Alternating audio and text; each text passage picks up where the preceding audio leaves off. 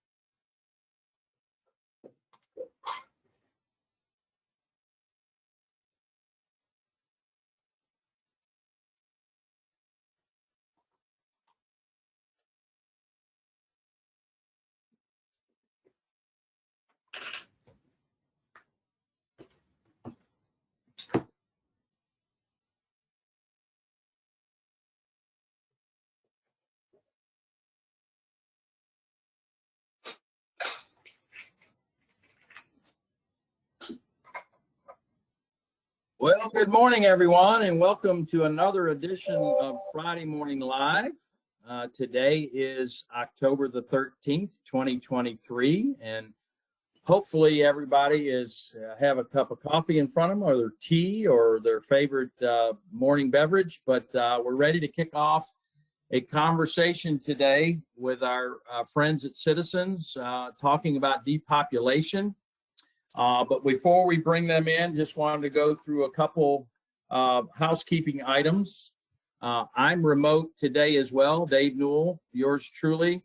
So Jeff Odom is in the office running the board. Good morning, Jeff. Good morning, everybody. So Jeff, just show my picture there for a sec, and then we'll move on to the next slide. Yeah, there's yours truly, and thanks for being here this morning. The next slide talks about all the classes that are coming up over the next week or so here at FAIA. So, Jeff, you want to turn the slide to the web-based instructor learning? There you go. Just a reminder, these classes are updated weekly.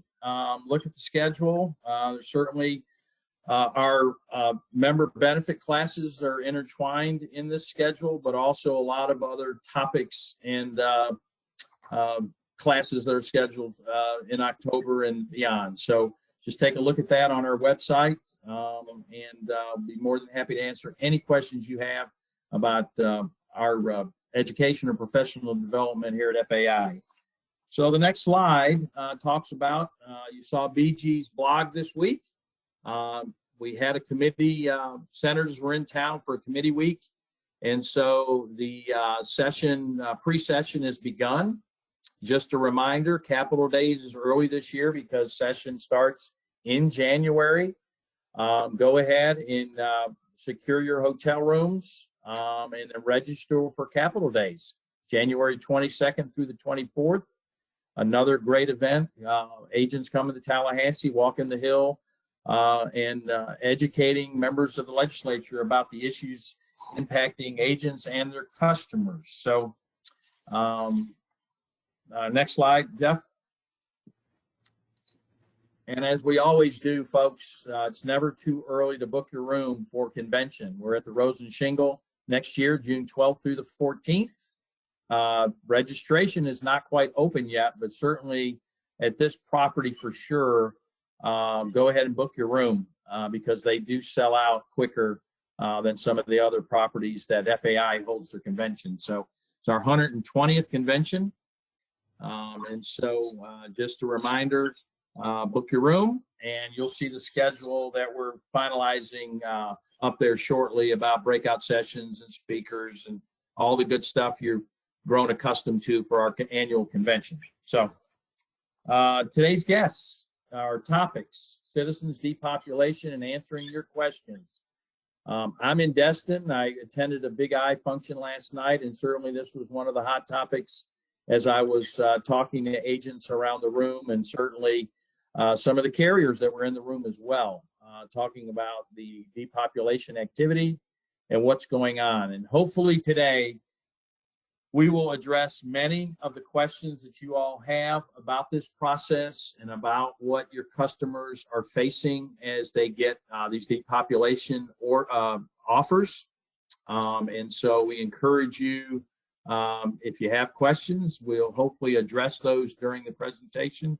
If not, we'll answer them as toward the end. So, well, let's bring in our first guest, Carl Rockman. He's Vice President of Agency and Market Services Enterprise at Citizens. And many of you know Carl. He's been a guest here on Friday Morning Live a few times, and he's been very active in the local association meetings and certainly at conventions. So, good morning, Carl. Good morning, Chairman Newell. Thanks for having us. And also our friend Kelly Booten. Many of you have met Kelly. She has been part of our process at convention. She has been very open and available to answer questions from members at their session at our annual convention. But she's also been available to agents that have ideas or concerns.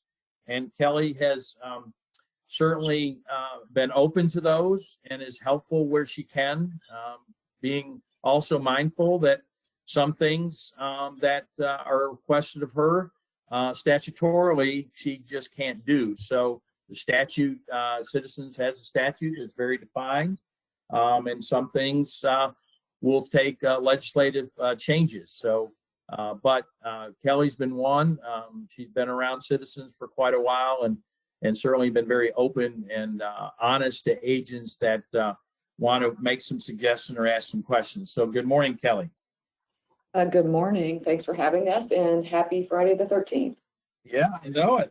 So I think as Jeff, you can take down my slides and certainly start adding the citizen slides. But, you know, Kelly and Carl, I think the reason we're doing this, and certainly our members that are on the call today, you know, some probably have been through the depopulation process, but not to this extent, the number of policies that are in play at this point. So we just thought, talking with you all several weeks ago as the activity increased over the months, you know, I think we just need to level set what's going on with depopulation and the number of policies that carriers have identified. And set, you know, kind of set the stage, level set the stage, talking about carrier participation. Before we delve into that, Kelly, I thought, you know, it'd be good to kind of provide an overview of some of the things that, you know, is happening in the marketplace, the volume of policies you guys are still seeing, and some of the things that you want to talk about as far as the marketplace in general. So I think, Jeff, turn to that first slide. And Thanks, let's talk through that, Kelly. Yeah, thanks. And this is perfect timing to talk about Depop. It's at a highest level it's been since 2013. 2015, 2014, and the volume at this last quarter is very significant. So there's a lot of things that we've had to operationalize, make some few modifications to get it humming. But let me just give a backdrop first on Citizens and where we are. As of last Friday, October 6th, we had 1,412,203 million policies, about 621 billion in exposure and 4.9 billion in premium. The last column is our adjusted forecast for year end. We've adjusted it to be around 1.3 million as opposed to our original 1.7 million because of depopulation. We've dropped our TIV to 593 billion estimate as opposed to 675 billion. And this is predominantly because we're estimating for by year end having approximately 225,000 policies removed, which equates to about 100 million in total insured value. So you can see that depopulation will have a significant impact on our exposure in the next year. Next slide, please. Next, we always like to talk about, well, what does this look like from a new business perspective? Because that's really where most of the activity happens. There's a lot of ins and outs in our business with policies coming and going, but new business is always an anchor for the level of activity that we're dealing with. And you can see when you look at this slide, this is for personal lines policy trends. We continue to hover around 50,000 policies per month for new business, which is about a 34% increase year over year. For September, it looks like we're going to come in close to 46,000 new business policies for personal lines. On the next slide, the breakdown is for commercial lines. And this one has been a more recent explosion of policies, unfortunately, in the commercial lines, as that market has deteriorated in the last 6 to 8 months, really from 2024. So on commercial lines, in 2023 already, we've exceeded the last 7 years combined for policies in force. Our year-over-year growth is 216% increase in buildings added and 4 times the total insured value. So as of the end of August, we were about 96 billion in total insured value, about 43,000 policies. Buildings. And it looks like for September, we're going to hold in there around 715 policies and 2,103 buildings added for commercial lines. And next slide. Kelly, before we move to the next slide, let's just remind everybody that because of this growth and because of this activity, the resources that you all have undertaken to try to support agents and consumers that are looking for coverage on the commercial space, right? Yes, we've added a significant amount of new resources, and we've also trained some of the personal lines underwriters to assist with the lower valued buildings, and are adding even additional resources going into 2024. Okay, next slide. So now let's get into the specifics of depopulation before we go into the Q&A. Like I said, we have a significant increase in the number of carriers participating and the amount of policies selected and assumed. Because of the interest for personal lines depop, we are doing a depop every month in the fourth quarter of this year and first quarter of next year. Usually we typically go every other month and try to alternate it between personal lines and commercial lines. To put this into perspective, our total policies depop for 2022 was around 8,900 policies. And of course, we've already exceeded that with the 3 that happened in April, June, and August at 30,648 policies actually assumed. For commercial lines, we haven't done a depopulation since 2019. However, we are starting to hear of some interest in it and are hopeful that that'll happen in maybe first quarter or second quarter next year. So I want to point out here a couple of things. In June, the new statute went into effect whereby if an offer of coverage is not more than 20% greater than Citizens' estimated renewal premium, it is not eligible to remain with Citizens. It doesn't mean that that policyholder has to go with the offers provided, but they are not eligible to remain with Citizens. That for June, you'll notice the assumption rate was 92%, and that had to do with this 20% rule predominantly, and the offers made being within that target. And we'll come back to that in the Q&A with some feedback we've gotten on that subject. In August, we had 2 carriers take policies and had a 32% assumption rate. The October depop happens next week on Tuesday, and we will have numbers for that next week. We did have 5 carriers participate, and the office approved $184,000 for that assumption. We did allow oversubscribing, so to speak, and selecting more policies than were allowed because there's this filtering of policies that actually go. We are minimizing the ability to do that in the November and December depops, so you won't see as many over what the office has approved. In the November depop, we have 7 carriers participating, and December we have another 7. So far for this year, we've had 11 unique companies participate. 6 of them are new to depop, and 2 are new to Florida. Loggerhead and then Orange Insurance Exchange is coming up in December. Those are some overall stats on depop, and I think hopefully with the Q&A, we'll get through some of the questions and hopefully demystify it a little bit. Yeah, I just want to interject one thing, Kelly, before we move to the next slide. I mean, basically 8,900 of all of last year, and certainly the volume is ticked up. So the activity just in pure numbers is what is certainly got your team's attention, and certainly the agent and the consumer's attention. And that again, we're going to try to educate and update and provide some background on each one of these, and certainly some of the improvements that have made from what you all have learned after each takeout session. So that's just something that we'll talk through further in this presentation. Yes, sir.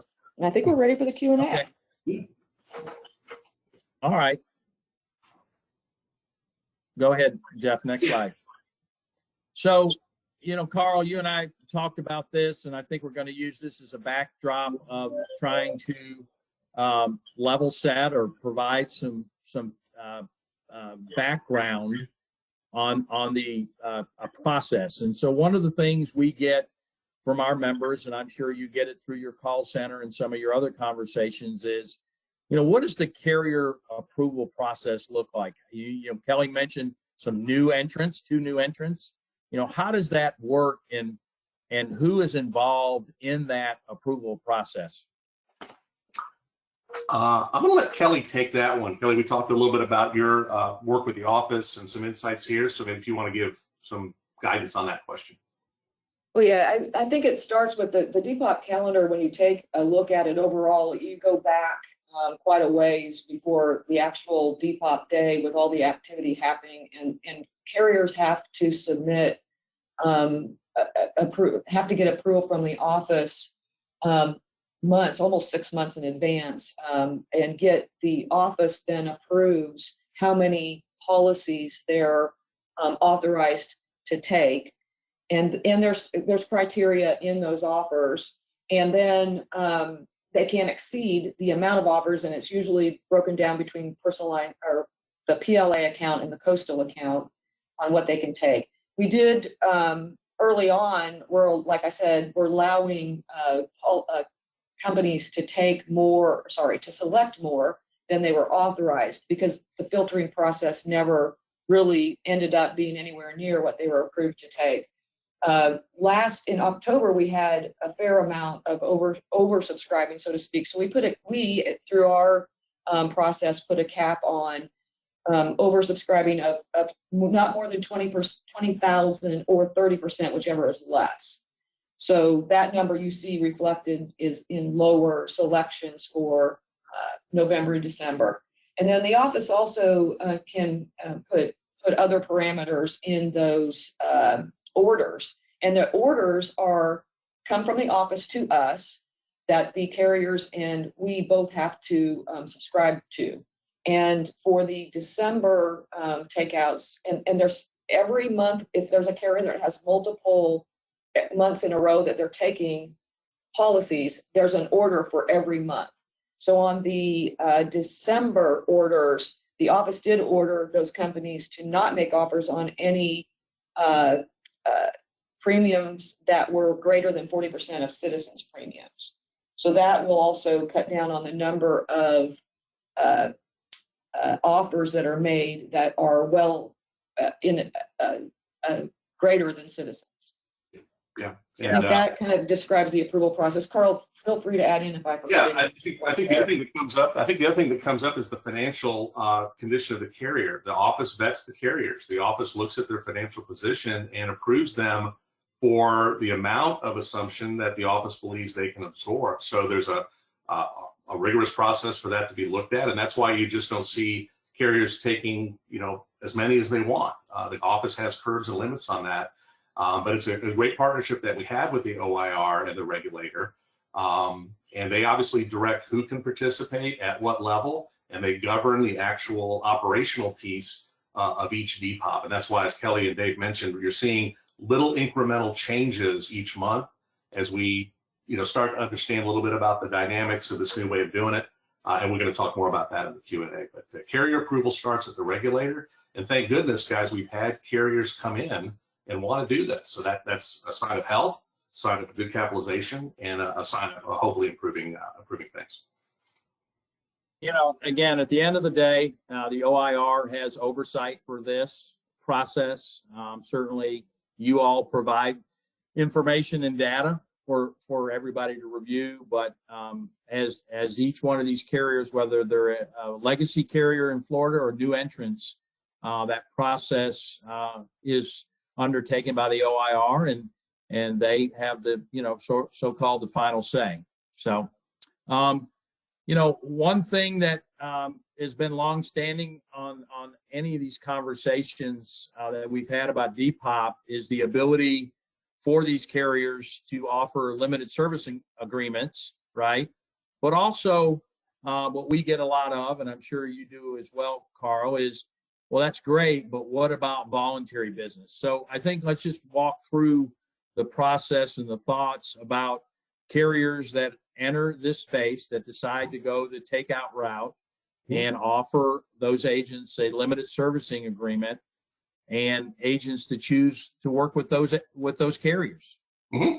Yeah, happy to take that. And there's a lot of conversation around what can I do to get a direct appointment? What can I do to start doing business with these folks versus just the bulk transfer of my Citizens business? And I'd ask the agents to understand a couple of things, particularly when a new entrant comes. When a new entrant comes, they certainly want certainty and predictability on their new business growth. So it won't be uncommon for new entrants to come in and offer LSAs on the ability to move the Citizens book in. They can predict how much of that they'll get. They can predict that against their capital and their reinsurance needs.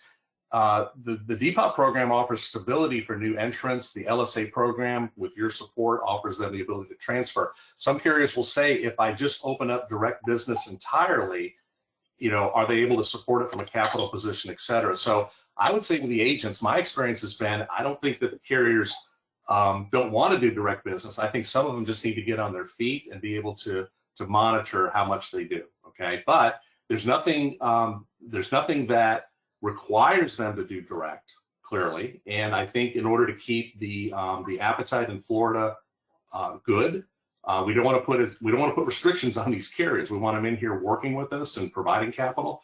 But ultimately, it's up to the carrier to provide that direct appointment. But the LSA reason is for various reasons, primarily to do with predictability and being able to maintain some certainty in their financial position. The other thing, and certainly I answered some questions this morning, through email about some of this, and carriers that are certainly existing legacy carriers, but some that are coming in, as new entrants. A lot of them have well-established, seasoned Florida experience executives, right? So they know the marketplace. They know what kind of footprint they would like to have from an agency plant standpoint. So I know that plays a lot in it, and a lot of those relationships have been leveraged. We know that from some of the new entrants, and certainly the ones that are coming in now have existing relationships with many agents in Florida. So I think that's part of it. And then the last thing I'll say, for our purpose, FAI has had the opportunity to talk to many of these folks, and certainly look at them potentially coming on our market access platform and be able to write voluntary business. So I think it just, as Carl said, it kind of runs the gamut. It just depends on how quickly they want to move, how quickly they want to grow, and how much capital they need to have in order to support that growth. So switching gears, again, a lot of conversation around this, Carl, for sure, and Kelly, as the carrier policyholder selections and pricing. Pricing has certainly been something that's some have felt has been really challenging, not only for the 20% rule, but some well and above that. Kelly mentioned the December depop has some limitations put on it, but there are some that have different business models of how they want to access this marketplace. So Carl, talk a little bit about, or Kelly, whichever one wants to take this one, as we talk through the selections and the pricing models that people are kind of undertaking as they look at a takeout. Yeah, I'll start, and Kelly can keep me honest. First of all, carriers must use their filed and approved rates. Okay, and when the carriers are making their offers, they're using the rate that they believe is going to be available at the time the policy renews. So those those rates are estimated. Okay, as are ours. So when we make that initial offer, right, there's a moment of truth that we'll get into where the premium at the point of offer is an estimate between the two companies. Okay, it shouldn't vary widely, but it is just that. But they have to use their filed and approved rates, and they should be, for the most part, using the like kind of coverage that is on the Citizens policy: hurricane deductible, wind loss mitigation, etc. Okay, now there is some variation that we know about and have heard about, and we're going to continue to work with carriers to make sure there's some certainty in terms of the pricing they're establishing. But they have our file, they have our data, and they should be working through the estimated premiums they offer based on our data, like coverages, and then obviously the Citizens premium is estimated against that. Okay, where this gets tricky, where this gets extremely tricky, is there is a moment in truth. There's a moment in time when the offer's made. Everyone's aware of that, and then there is the actual renewal, and the actual renewal can come when 3, 4, 5, 6 months after the assumption date, okay, or after the offer date. Everyone with me? In between that time, two things could happen. The carrier could take a filed and approved rate that wasn't available to them when they made the initial pricing. And by the way, Citizens could take rate, and we are taking rate effective December. So in this new world of 20% rule on depop, what we need to emphasize with everybody is this: the carriers are making good faith offers based on the rates that are available to them today, and Citizens is presenting what we believe to be our estimated renewal premium at that time. It can cause a policy to go to 20% and be, disqualified from renewing with Citizens. That's a moment in time.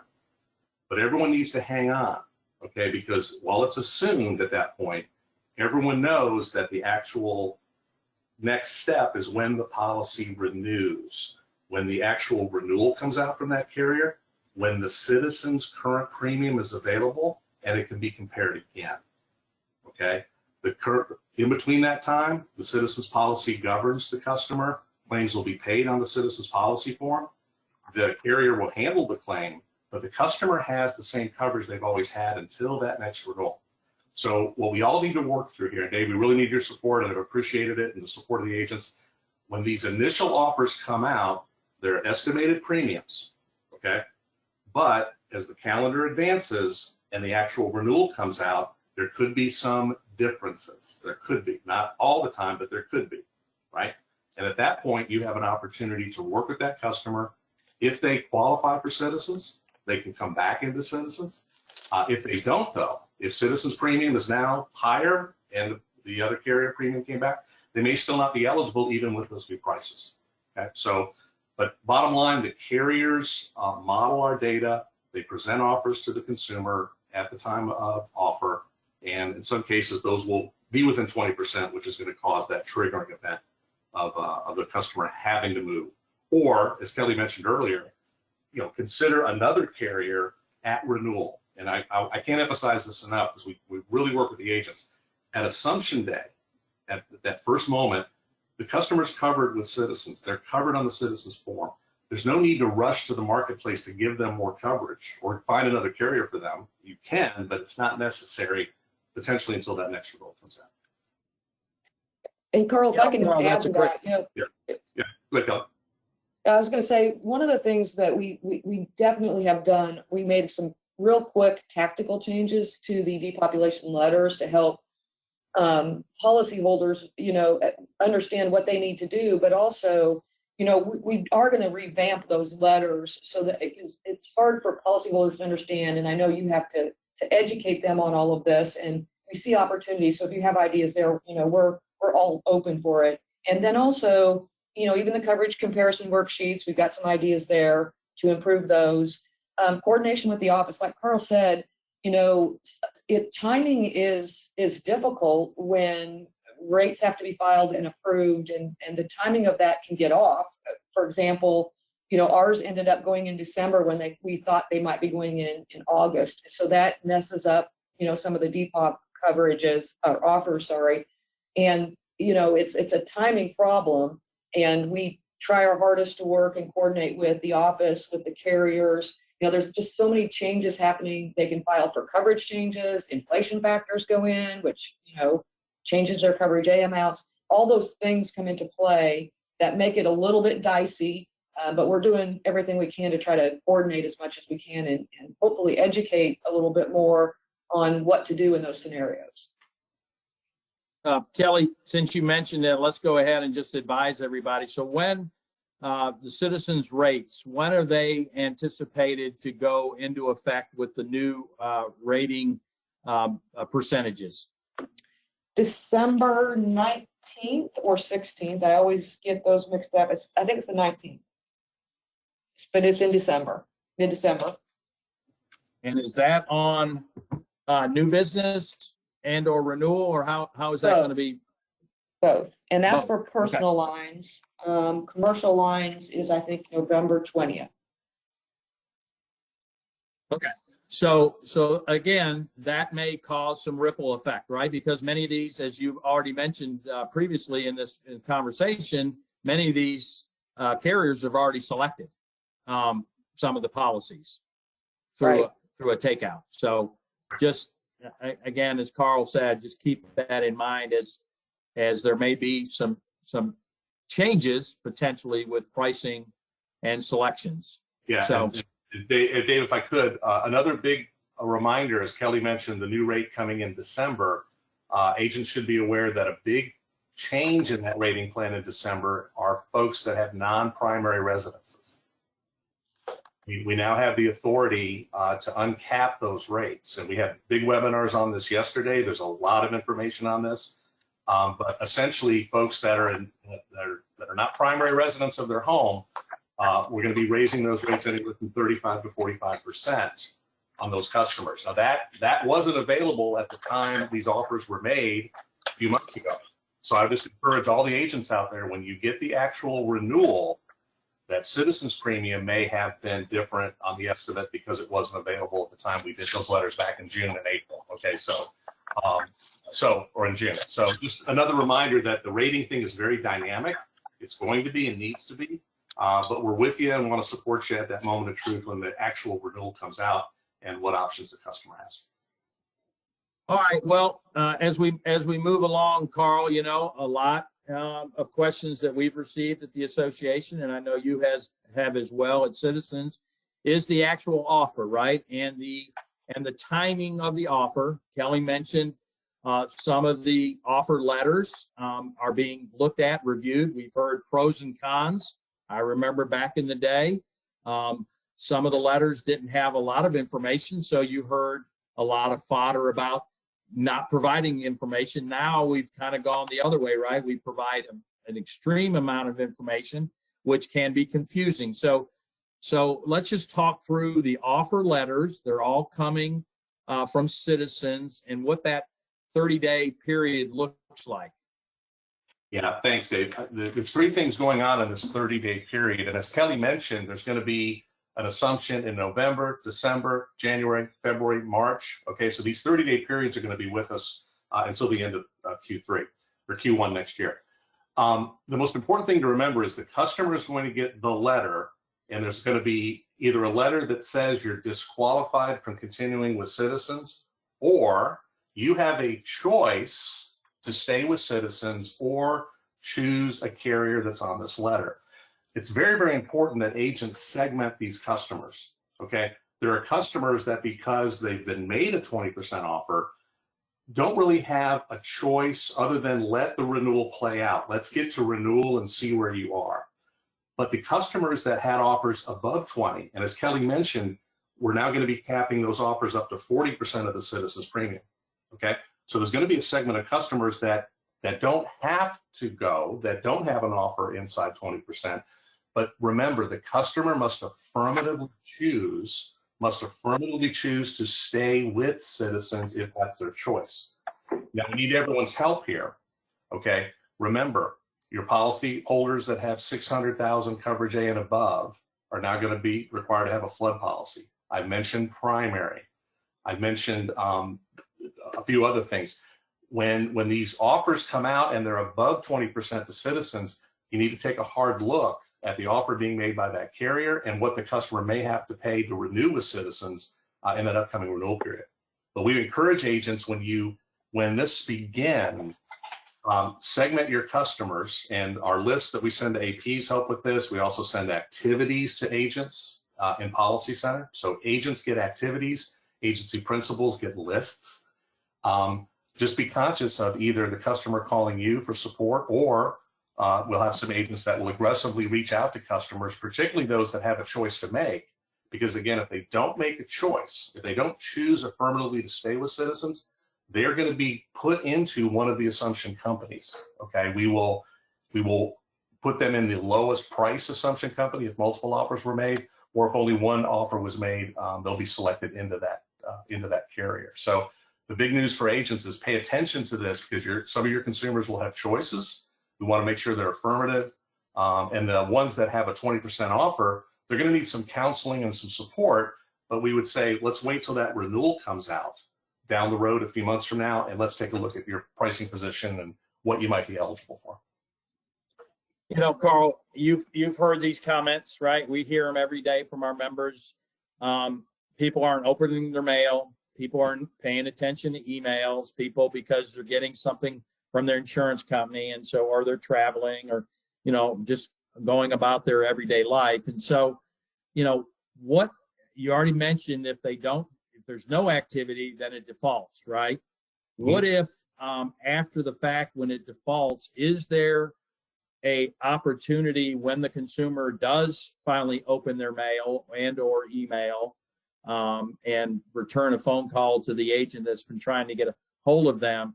Is there some kind of a mechanism to come back into Citizens if eligible?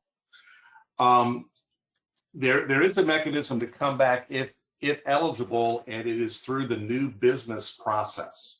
Okay. We would say to the agents right now, let's take the example of a customer that just didn't pay attention, didn't make a choice, and then we close the depop. Okay. The customer gets what's called an assumption letter. And a reminder, there's two letters that go to the consumer, right? There's the offer letter, and then at the end of that 30-day period, if they're assumed, they get this other letter that says you've been assumed. If they weren't paying attention up front, the second letter probably will get their attention. But at that point, there's nothing the agent can do to say, oops, I forgot, oops, I didn't mean. At that point, you're going to need to let it play out, okay? Potentially come back at renewal as new business, okay? But there's no remedy if the customer missed the selection period. That's why that 30-day window is so important to engage customers, particularly everyone on the lists we send to the agency principal. We give you those estimated premiums on that list. We have agents that are really zoned to offers that are higher. Now, obviously with the 40% cap, this should be less of an issue, but obviously you want to contact your customers that may be economically impacted at higher rates, and those would be customers you definitely want to make sure you've engaged, not just to get them to stay with Citizens, but potentially they could go to that other carrier if maybe they have a different cost of ownership with their Citizens policy.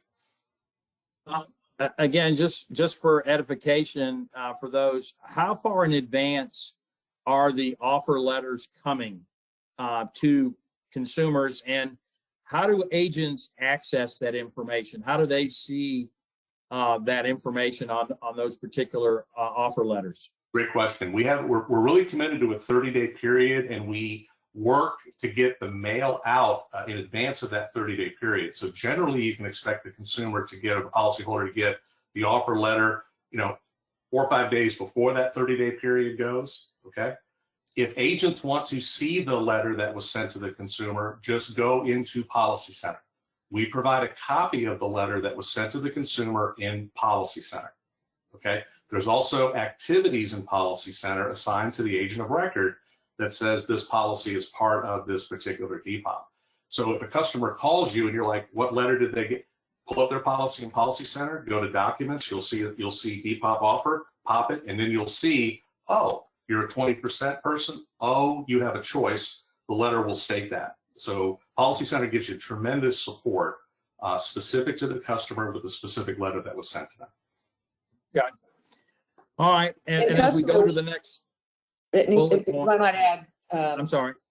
Customers also, the policyholder themselves, if they have subscribed to my policy, get that in my policy and have access to it there. That's a great point. So the consumer can actually go in themselves and kind of self-serve looking at this stuff. Correct. Yeah. Yes. Okay. And then turning, it was mentioned here, right? At some point, the depopulation window will close, and decisions will have to be made, right, Carl, as far as offers or lack thereof. If there's no activity, then some things, as you mentioned, have to be made, and decisions. If there's multiple offers, you do certain things. If there's one, you do something else. So just kind of walk through the closeout process once the assumption is closed, and the final numbers have to be calculated. Yeah, and having worked with agencies big and small on this, we've seen this really work well. So again, if you segment your customers in this, the ones that have a 20% offer, there's really nothing for the customer to do at this point. There might be a selection if they had multiple offers. A reminder that some folks that have 20% offers still may have other carriers interested in their business.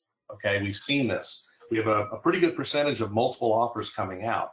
So I would encourage everybody, just because the customer has gotten the letter that says they've got an offer that precludes them from renewing with Citizens, there could be 2 or 3 other carriers on that might be more appealing. Maybe you have a better relationship. Maybe there's something about that policy form. Who knows? But there's a moment there where, again, the choice for the customer to affirmatively select is important. But assuming that there's only one offer and it's within 20%, there's nothing that the customer needs to do, but they are probably going to need some counseling and some conversation with you on what the next steps are going to be. The over 20%ers, again, as I emphasized, they have the option to leave Citizens by selecting, right? So I want to select one of these offers. They can elect to remain with Citizens, and that will affirm their choice. But if they don't make that choice right now, the program defers to the offering carrier, and we will place them with one of the offering carriers at the lowest premium if there are more than multiple offers. So I would encourage agents whether you get 10 of these or 100 or 1,000, there's going to be a moment where we've got to figure out and reconcile where do they end up, because there's going to be obviously the next step in the journey. But the closeout's important to understand, what they're facing, what the future holds. But some have choices to remain, and we need them to affirmatively select that choice if that's what they want to do. On that point, Carl, what if a consumer decides to stay, right? And that's for that particular, say it's a November depop. Mm-hmm. Is there an opportunity or a chance that they may get tagged again in December and January and February? Not for the next month, but they will be put back in. So, and this is an important point, and I'm glad you brought it up. Some folks will think, well, I said I want to stay with Citizens, leave me alone. The program really doesn't work that way. If they're in Citizens, depop carriers have the right to make offers. So in conversations with your customers, if they're getting quote unquote worn out, and I can't say as I blame them, that the opportunity for them to move to the private market kind of ceases that activity. So if we can get them to a private market company, clearly they're there and they're not going to have the depop process hit them. But rest assured that if they remain with Citizens by choice, they're going to be put back into the pool, not the next month, but potentially the preceding month after that. Yeah. And then as we conclude this particular slide, Carl, you mentioned it several times throughout the presentation. There is going to be a renewal process once that policy renews on that particular carrier's paper, right? I mean, it's going to move off of your form onto their form, and it has premiums associated with that. So what are you hearing? What are you seeing? What are some of the issues that you're having to deal or work through on that renewal process? Yeah, I think the big thing that we're seeing as the June, and really when you think about the June assumption that we did with Monarch, this is where we're starting now to see a little bit of the road ahead. Offers were made and now actual renewals are coming out. And obviously, when the customer gets that new renewal from that depop company, they may choose to contact you. They may not. They may say, this is the renewal I was expecting. It's within the range. They may pay it and everything's fine. But they could contact you and say, hey, what options do I have, right? You have an option to return to Citizens at that point if that renewal offer is obviously outside of 20% of Citizens and there's no other market available. So think of new business rules applying. Okay, that's an important piece to this. And the other piece that we have, Dave, are some coverage issues we're dealing with right now, primarily around sinkhole. Some of the agents may have encountered some of this with carriers where, we obviously have customers with sinkhole coverage, and some of the carriers may offer limited or catastrophic round or don't offer it at all. Those are some of the things we're working through both upstream, right? But I would always say that the consumer at the time of renewal always has an option. Now, easy on the consumer, but I'll acknowledge that the burden on the agent at that point is something we can get into. But the customer at that point isn't obligated to take that renewal. They have choices, and provided that you have other markets or they're eligible for Citizens, they can return. But I would say to agents involved in this, once you get through this initial offer stage, let's get to renewal and let's see where the carrier prices are. Let's see where the Citizens prices are. Let's see where the market is at that point, right? You could have a new entrant into the agency that wants to take that policy, right? So I think that's part of this this new world.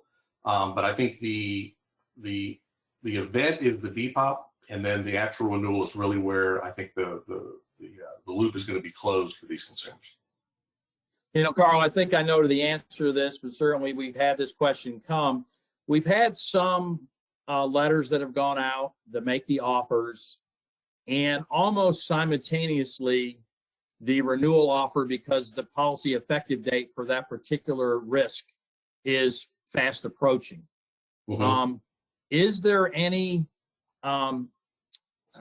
prohibition or timing where you can't select a certain number of policies that are saying are coming within a certain number of days of renewal, because they're getting this assumption, this offer letter, and then right on the heels of that, they're getting the premiums, the actual premiums on the company for that particular takeout. Yeah, and you're referencing a citizen's renewal at that point? No, the company's renewal, right? Because the company's renewal, depending on when they select these policies, they're renewing, every month, right? Some are renewing every month. What we've heard is agents are getting the offers, and right beyond that, they're getting the actual premium notices for the. And I would say that, there's what we do. We have a thing called a blackout period in the program where there's certain blocks of business that are blocked from the carrier making a depop offer. But I would say if you're getting offers from carriers right up against when the assumption closes, I think that's necessarily a good thing. I think you're able now to see actual pricing quicker. You can compare it to Citizens quicker, and I think the sooner we can potentially get them formally on that carrier's paper, not just this period of assumption we have. I see where the agents are coming from, that it's a lot of activity in a short period of time, but at least from where I sit, I think it's advantageous for the customer to, let's say they were 20%, let's say they had to go, and then within a month or so, now they're getting an actual renewal from that carrier that actually helps close the loop a little faster and puts them in a decision set a lot faster. And I think the pricing will be a lot closer too. So that, right. And that piece is the one that's been frustrating agents when it's been so extreme, right? Outside the actual renewal for Citizens and or what the estimate was for that particular carrier. And so it was causing some timing issues and some concern. So you're saying if there's going to be some limitations there, that decision could be made a lot easier where, let's be honest, if it's 100% above, most consumers are not going to accept that offer.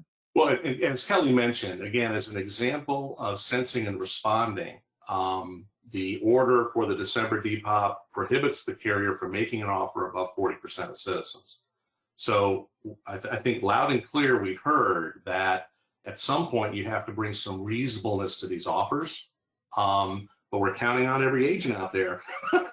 If it's within 40%, think of our potential increases, or you'll see our increases come, flood policy requirements, other things. And then Dave, I've got a slide here where just in a few minutes, there's some things on the Citizens policy that aren't necessarily great that you should always bounce against a private carrier. But I would say to the agents out there, I know it can be frustrating. I just talked with this person, 5 weeks ago. Now they're getting the renewal. Listen, the fact that it's coming faster is probably better than letting it linger out there for months and then, waiting for even more volatility in the pricing. So. And Carl, if I can add, we do a 90-day blackout prior to the assumption date. So that 90 days prior to the day of assumption is blacked out for reasons that you would expect, things that are going to cancel in the process of canceling and not to interfere with that whole process. So that leaves 9 months basically left to select from. And so we, wouldn't want to add anything on the backside of it and make that population even less. And Carl does have a good slide on that. That's why I bring this up, because I think there's some that misunderstand they just see that, that process kind of shortened, but yet there is that blackout period. There is that opportunity that they don't have, these takeout carriers don't have the option of selecting some of those policies. So I think I just wanted to explain there is something behind that and make sure everybody understands. The system is trying. It's not perfect, right? But it's trying to eliminate some of the angst. Yeah, and I will add for October was unique, in and of itself. The number of offers going out, the percentage above Citizens premium, just a lot of noise there. But we did, make an outbound call campaign. We sent out multiple emails. Every single policyholder was touched, making them aware of the fact that they needed to make a choice for the ones that really needed to make a choice. So hopefully you know, we know how many didn't respond, and it ended up being about, we got to 90, was it 90%, Carl? 91% of people that actually made a choice that needed to make one. So that the emails definitely made a difference. And with the next set of assumptions, we're looking at adding some of that as our normal process. Okay. All right. Well, I guess we, Jeff, you want to move to the next slide? And Carl touched on this. And again, these are things that, differentiate the policy between Citizens and the private market, have the ability to add some of these coverages, have the ability to, point these things out when you're trying to help your customer make these decisions. And certainly we hope that some of the new entrants will even enhance some of these coverages, right, going forward. Yeah, and we wanted to continue to emphasize this. Obviously, Citizens policy doesn't have all the bells and whistles that private market carriers offer. A lot of these things that private carriers offer are retention type things that help both the carrier and you to retain the consumer. So please consider that Citizens doesn't offer these types of things. Some of these things might be important to a person considering moving to a Depop offer. So make sure that you're understanding the coverages from those Depop offers, you're leveraging the worksheets, and if some of this coverage is important to the consumer, maybe a few dollars more, or even if it's under 20%. I mean, there's things here that we want to make sure you're aware of. And apologies for a little bit of the rough notes at the bottom. Kelly mentioned, and I mentioned as well, the Citizens premium increases. We've got a rate increase coming in December, roughly around 10%. A reminder that I did find the exact numbers if you want me to rattle them off here. That'd be great, Kelly. We didn't have them at production time, but if you want to throw out. I just noticed that they weren't filled in, so I hurried up and grabbed it. But the actual date for the December rates is December 16th. I did confirm that. And the approved average for personal lines is 12.3% and commercial lines is 10.2%. And the reason that 12.3% is slightly above the glide path of 12% is because of the non-primary, which secondary residence has a up to 50% glide path. So it's a little bit different and it contributes to that. The other thing I just note is that we have filed for the 13% glide path with effective dates of 2/1 for personal lines and 3/1 for commercial lines. Those have not been approved, but they've been filed. So that'll be another factor coming up, going to the 13% glide path. Okay. And again, all of that rate activity was able to be factored into some of the offer letters that have been made for the preceding Depops guys. So just remember that the pricing piece on this is very, very dynamic. Okay. And we're going to need your support. And we're going to work diligently to make sure this is visible and that we give you the support you're looking for. But coverages, please make sure what Citizens doesn't offer and look at those competing Depop carriers, because a lot of them have these features built into their policies. And we obviously work with the Depop carriers to make sure they're emphasizing this with you when their reps come around or when they work through their webinars to make sure you guys can sell against Citizens effectively. If the consumer really values these types of coverages. Okay. And Carl, then down there is the flood requirement that certainly has gotten a lot of people's attention, and a lot of consumers that currently decided to exclude flood and not get a flood policy. Now, if they stay with Citizens, will have the inability to do that going forward. Yeah, and I'd say, Dave, that we're calling this, we're looking for a name for it, but I would say to the agents, if you have Citizens policyholders that are 600,000 and above coverage A and they're non-primary, okay, that is a spot you want to be talking to your consumers about, because the total cost of ownership of a Citizens policy, both with the rate, the increase for non-primary and the flood requirement, changes the equation for that consumer to have a Citizens policy. Now, perhaps that high coverage A policy is more appropriately placed in the private market because the rates are a little bit more in line. All right. So I think I'd encourage all the agents, if you look at one segment of your business, look at that higher coverage A. The depot carriers love higher coverage A. You know your other carriers love higher coverage A. So look at that as an opportunity to potentially move folks either through depot or through other means to more appropriate private market policies. Yeah. And that flood requirement for 600,000 and above statewide goes into effect January 1st. Thank you. Okay. And that's both new and renewal, right? Correct. Yes. Okay. And then you you've will touched on it a few probably times, Carl. Kelly, you wanted in? What you got, Kelly? No, go ahead. The non-primary, you mentioned the webinars yesterday. You mentioned it a few times here today. That has certainly been a focus. It is approved, and those increases will go into effect in December. And that process, certainly you can get with your field managers or call Carl directly to kind of, if you have any specific questions on this. But this is something that certainly has been talked about for quite a while, and it's now coming, in play, where non-primary residents will not be subject to the cap.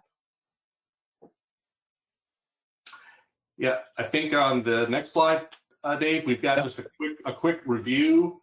It's always easy to say you can look it up on the web, and I'm not saying that. What I am showing the agents is on our agent portal under programs, depopulation resources. We have everything laid out here. The calendars, the letters, links to depop carriers, virtually everything you need to know about depop is embedded in this. But if you need help translating this and making sense of it, I'll encourage you, and on the next slide, please get your agency field manager engaged, okay? These folks are hip deep in depop right now with best practices, helping with agency operations, helping you and your team better understand and navigate these waters. This team is highly engaged. A lot of you have relationships with them. If you don't, let's talk. And by the way, they may be calling you, okay? If we see your name pop up on a depop list where you've got 150 or more, we're probably knocking on your door, making sure that you've got the support and you understand what the road ahead looks like. But really encourage the agents out there, get engaged with your field manager. Let me know if we can help in any way. We're in it together.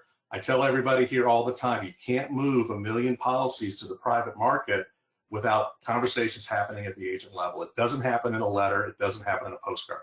It happens because you guys are talking to customers every day. And we got to support you, and we're in it together. So we appreciate the time here today, Dave, to wrestle through this and just know that we are on receive for feedback and any questions and thoughts the agents have. Yeah. So Jeff, you'll see the questions, and we were running at the top of the hour. If we have a few minutes, maybe we can run through a few. But Carl, you and I talked about this slide, and the reason I always like to remind people is the team that you've assembled has been very helpful. They have helped agents. They've helped the process. They've come into agents' offices to help train staff and do it. I say that because they're a great resource. If you're not familiar with your agency field team managers, please look at this slide and reach out to them, make an introduction. As Carl said, if you got 150 or more, you're getting an outbound call. But what if you're at 75 and you still need help? Reach out to your field manager. They're there to help. I just say that because I know we've heard a lot of comments from agents that have interacted with these folks throughout the months that has been very helpful to have somebody else to bounce things off of. And, again, it's frustrating, right? It's a challenging time right now for agents and consumers. So if they can help in any way, certainly leverage that resource.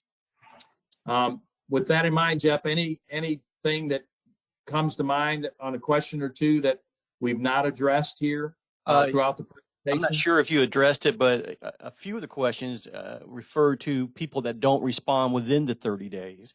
Then they respond after the 30 days. Yeah, we did address that. But Carl, do you just want to remind everybody if it's outside the 30-day window? I think we did. Yeah, if a consumer misses the selection deadline, they will be assumed by a carrier. They will not remain with Citizens, and they won't be able to come in late and make the choice to remain with Citizens. Citizens will look at the offers made, and we will place that policyholder with the offering carrier making the lowest priced offer. So if they miss that date, okay, it's irreversible. We can't unwind that clock or unring that bell. We're going to have to let it play out until the next renewal, and then bring them back in. Okay. Thanks, Carl. Anything else, Jeff? I think that's it. There was a lot of comments and questions, so it would be a lot to go through. Well, and again, like we always do, we'll share it with citizens and we'll react to it. The other thing too is I posted a blog on this and I asked for questions. So if you want to post the questions there as well, we can. That's a good point, Dave. If we didn't get to your comment or question, just remember what Dave Newell said. Go to his blog and put a comment there, and those questions will be answered there. Yeah. So again, I want to thank Carl Rockman and Kelly Booten with Citizens. They've been very available to us and part of the process, and we're going to continue to learn. Kelly is very open to that. You heard Carl say it as well. So if you have ideas or concerns, certainly bring them to our attention, and we'll pass them along to Carl and Kelly and the team over at Citizens for them to, take a look at. And if it's helpful that they improve the process, they're all ears for that. So just keep those comments coming. And we know it's tough right now. The marketplace continues to be challenged, but there's some optimism, and Depop is one of those opportunities for optimism, and certainly some of the new entrants that are coming in to Florida create some more optimism as well. So want to thank Kelly and Carl again this morning. Thank my studio executive producer, Jeff Odom, for being part of Friday Morning Live. And certainly this is Dave Newell signing off. Have a great weekend, and go Noles. So we're on a winning streak. Let's keep it going. Right, Jeff? That's right. All right. Have a great weekend, guys. Thanks. Thanks, Dave. Thank you.